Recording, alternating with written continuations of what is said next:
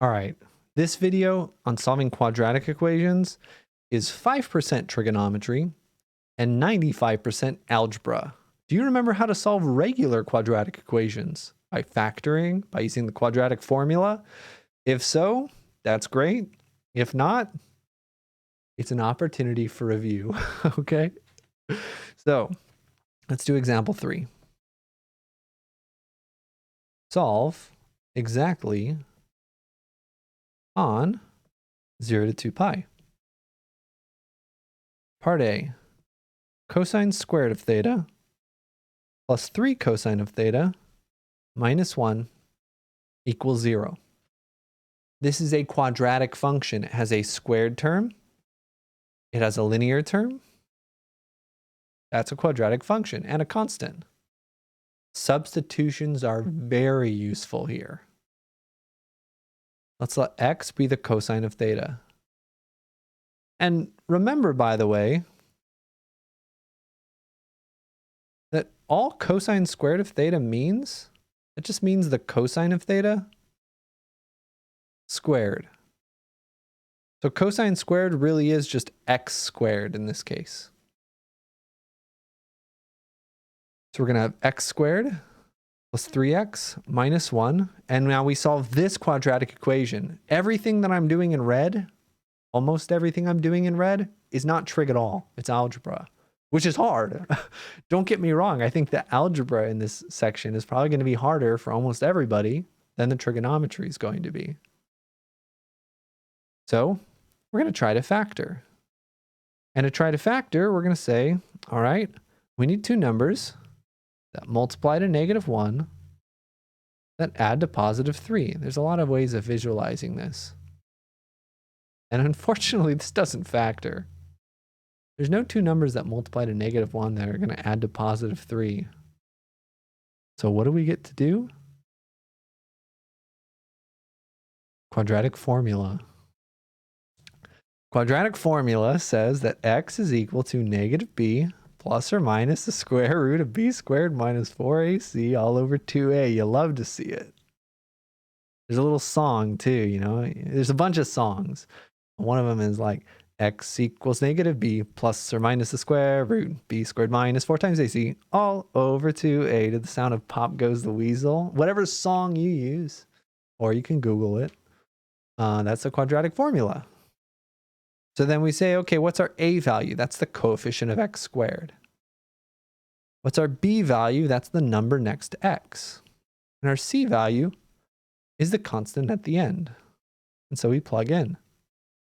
-b is -3. Plus or minus b squared, that's 3 squared, minus 4 times a times c. Don't try to skip steps, just plug it in immediately. Don't try to do any calculations yet. Divided by 2a like so. And now we can start simplifying. -3 plus or minus the square root. This becomes 9 plus 4. Inside's going to be 13. You can use a calculator now. Denominator is 2. And that's as simplified as it gets. We're not done though. X is the cosine of theta. So if x equals that, that means the cosine of theta equals that. And I can guarantee you, you're not going to find this on a reference triangle. You're not going to find this on the unit circle. Solve exactly, if possible. There's no exact solution for this one. So, how are we going to find the angles? Well, we can find one of them with inverse trig. And let me just copy this down again. Oops, wrong color. This is the cosine of theta was equal to -3 plus or minus the square root of 13 over 2. We can find one of these angles, because remember there's going to be two, because cosines 2 for each. Right, this is two equations. This is the positive one and the negative one, just like we did in the other video. And each of these are going to have two answers, just like we did in the earlier videos. So we can find one angle each with inverse trig. And then we'll have to find the other one. So one of the angles as a solution of the first one is going to be inverse cosine of -3 plus the square root of 13 over 2. And I believe the book has their answers phrased this way, but I'm okay with you approximating. And again, another answer is going to be the inverse cosine of the negative version. It looks really messy, but hang in there. Hang in there. Let's approximate this with Desmos. Remember, Desmos always gives you things in radians. Inverse cosine or arc cosine of -3 plus the square root of 13 divided by 2. That's 1.2632 radians. 2632. The other one is almost the same, but now there's a minus sign in the numerator. Undefined. What does that mean? Let's look at the inside. What are we trying to take the arc cosine of? We're trying to take the arc cosine of -3. Right? This inside is about -3. When is cosine of what angle is going to give us -3? Nothing. There's no answer to this equation. Cosine's always between -1 and 1. Right? There's no angle. Right? This is between 1 and 1. -1 and 1. It'll never equal 3 or -3. This is good news. That means we don't have to worry about anything over here, and we can just worry about this. This is good news. We'll do another one like this, don't worry. So this is one of our answers. But there's another answer here as well. And this is easier to see if we convert things to degrees. What is this answer in degrees? The cosine of the inverse cosine of all this. Put your calculator to degrees. Or on Desmos, you can get your answer in degrees by multiplying by 180 degrees divided by pi radians. This is about 72.3756 degrees.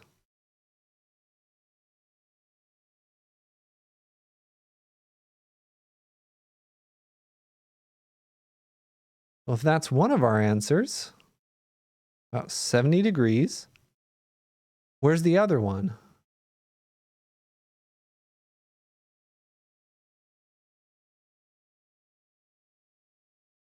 Is this number positive or negative? It has to be positive. Where's cosine positive? Cosine's positive in the first and the fourth quadrant. This is one of our answers, a reference angle of 72.3756 in the first quadrant, but there's also going to be one in the fourth quadrant with the same reference angle. So what's this total angle? 360 degrees minus 72.3756. So our approximations are theta is approximately equal to 72.3756 and what this other thing is. Use a calculator. All right, let's take this other angle, take 360 minus that other angle, 287.6244. Make sure to include degrees. You could convert these back to radians if you'd like, or you can leave them in degrees. Just make sure to include units. Let's check our answers here. Okay. Whew. When is, what was the original problem? The original problem said, when is cosine squared, cosine squared of x plus 3 cosine of x minus 1, and it said, when is that equal to 0? At 1.263 radians and 5.02 radians. Ooh, 1.263 radians, that's right there. Good. All right. And you could convert the other answer and find the other answer matches too. Right? Or you can find an approximation in radians just like this. But if you need to do it by hand, and I will require you to do some of these by hand, this is the way you have to do it.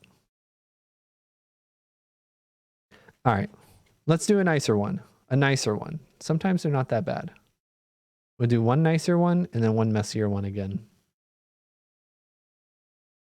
Part C is going to be 2 sine squared theta minus 5 sine of theta plus 3 equals 0.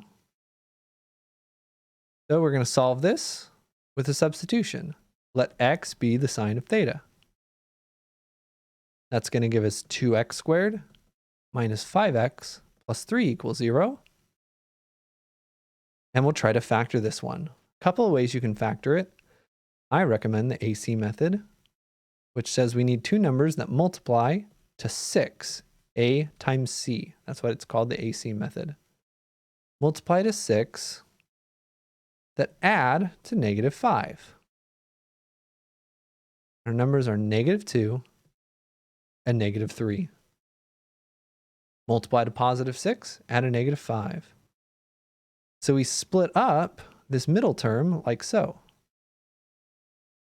Still 2x squared. It's still plus 3. But this middle term gets split up into minus 2x minus 3x. Right? Notice that if you combine these blue things, it's still minus 5x. We haven't changed anything. And now we factor by grouping. 2x, we're left with x minus 1. And if you take out a negative 3 from the second group, you're left with, again, x minus 1. Now notice that these both have an x minus 1 in them, so we factor that out. What's the first thing left with? Only a 2x. Second thing is only left with a minus 3. Doing a couple more steps, you're going to get that x is equal to 1 and x is equal to 3/2. Find when each individual piece is equal to 0 and solve those equations. So great, we have two answers for x. Now it's back to trig. All the red stuff is the algebra. Let's go back to trig. So sine of theta is equal to 1 and 3/2. Solve this. Solve this. My claim is that the second one is really easy. Sine of any angle is always between negative 1 and 1.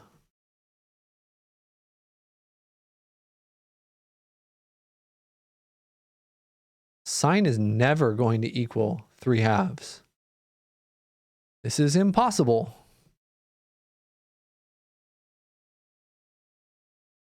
So just like before, there's no solution over here. We only have to look at the one on the left. And that's asking when is sine equal to 1? So again, just like 1s and 0s for sines and cosines, those have to do with quadrantal angles. This is the y coordinate on the unit circle. You could also use inverse sine here. Just be very careful with inverse sine. Make sure you're getting all the answers. On the unit circle, when is the y coordinate equal to 1? Up here. What angle is that? Pi over 2. This should be the only answer to this equation. Let's check.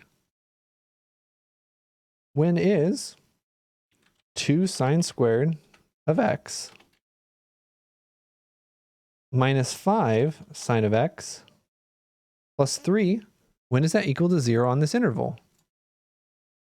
Only right here. Pi over 2. Very nice. Let's do one more messy problem that requires a quadratic formula.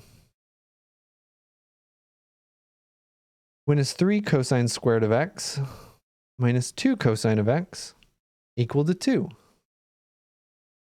Well, we can't even try to solve quadratics of this form unless it's equal to 0. We have to get it in the right form. We have to subtract 2 from both sides. That's our first step. Or you could say our first step is saying, let's turn it into an algebra problem. We already have x's here. We've had thetas in the other ones. We're using x's here. So we can't say let x equal cosine of x. That wouldn't make sense. We can't use x for multiple things. We'll have to do a different substitution. You could say y is equal to cosine of x, or any variable you want, as long as it's not x. We're going to get 3y squared minus 2y is equal to 2. Quadratic equation, we have to get it in the right form. Get everything on one side, set it equal to 0. So 3y squared minus 2y minus 2 equals 0. Try to factor. AC method. What multiplies to negative 6 that adds to negative 2?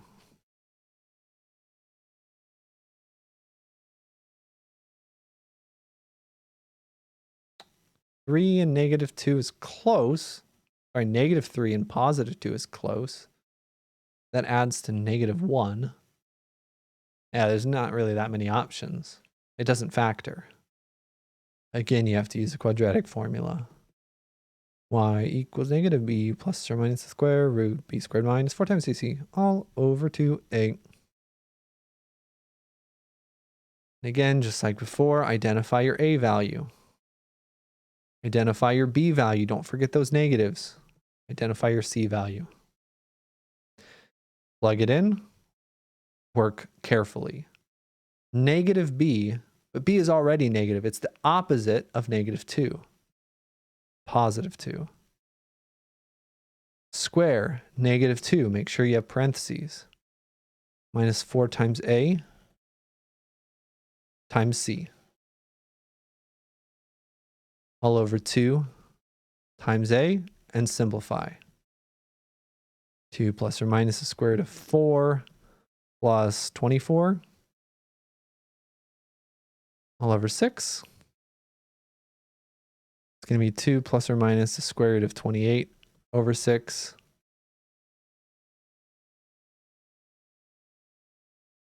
That's 2 plus or minus the square root of 4 times 7 over 6. Just 2 plus or minus 2 root 7 over 6. Everything's divisible by 2. This is 1 plus or minus the square root of 7 over 3. So y equals 1 plus or minus square root of 7 over 3.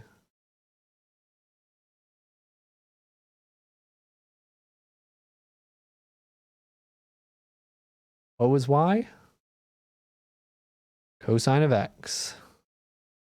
We get that cosine of x is equal to the positive version, and cosine of x is equal to the negative one. Let's try to jump the gun a little bit. If we can throw out one of these equations, I'd love to do it. If we can throw out one of these equations, let's try. What are these right-hand sides? What is this number? 1 plus the square root of 7 over 3?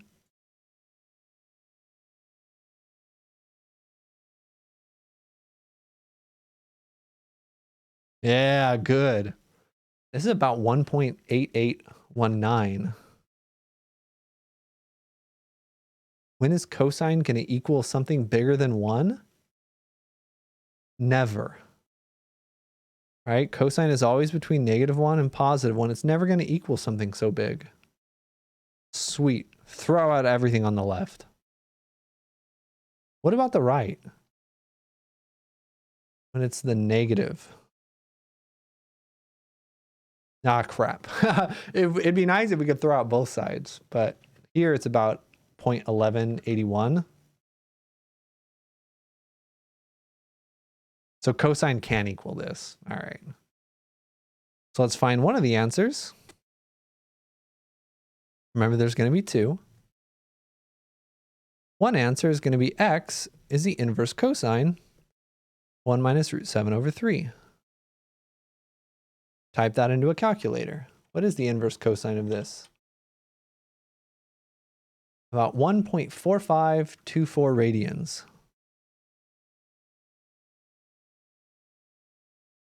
It's usually easier to work on these ones than degrees, so let's convert that to degrees. 180 degrees is the same as pi radians. 83.2185 degrees.